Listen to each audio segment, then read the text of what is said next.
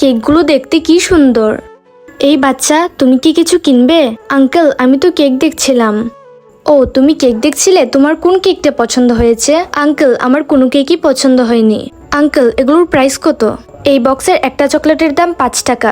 আর এই বক্সের 5টা চকলেটের দাম 5 টাকা। এই নিন 5 টাকা আর আমাকে 5টা চকলেট দিন। ঠিক আছে, এই নাও তোমার চকলেট। আরে, আমি তো ভুলেই গিয়েছিলাম। আঙ্কেল, এই নিন চকলেট। এই নাও চকলেট। তুমি আমাদের চকলেট দিচ্ছ কেন?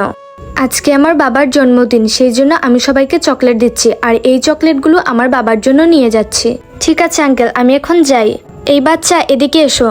সেই জন্যই তুমি এই কেকগুলো দেখছিলে? হ্যাঁ আঙ্কেল, তুমি একটু দাঁড়াও, আমি আসছি। এই নাও, এই কেকটা আমার তরফ থেকে তোমার বাবার জন্মদিনে একটা ছোট্ট গিফট। ওনাকে তুমি দিয়ে দিও। Thank you uncle.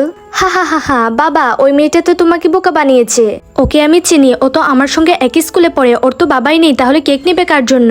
কি তার মানে মেয়েটা আমার কাছ থেকে মিথ্যে বলে কেক নিয়ে গেছে? তুমি দাঁড়াও, আমি এক্ষুনি এই কেকটা নিয়ে আসছি। আর এই মেয়েটা কবরস্থানে কি করছে? হ্যাপি বার্থডে বাবা। তার মানে আমি মেয়েটাকে ভুল বুঝেছি? বাবা, আমি তোমার জন্য তোমার পছন্দের লাল স্ট্রবেরি কেক নিয়ে এসেছি।